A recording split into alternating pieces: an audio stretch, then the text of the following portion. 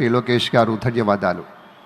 ఇక తదుపరి తెలుగువారి గుండెల్లో, ఆంధ్రుల హృదయాల్లో చిరస్థాయిగా నిలిచిపోయేటువంటి ఒక నాయకుడు, ప్రజల గొంతుక శ్రీ పవన్ కళ్యాణ్ గారు.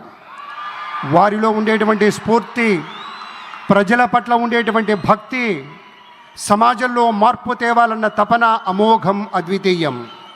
అటు సమాజంలో ఒక పవర్ఫుల్ లీడర్, వారి యొక్క సందేశాన్ని విందాం.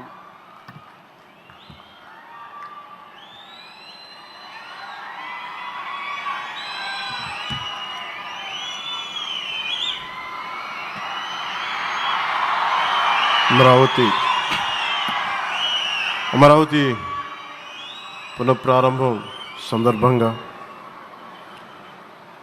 34,000 ఎకరాలు ఇచ్చి 29,000 పైచిలకు రైతులు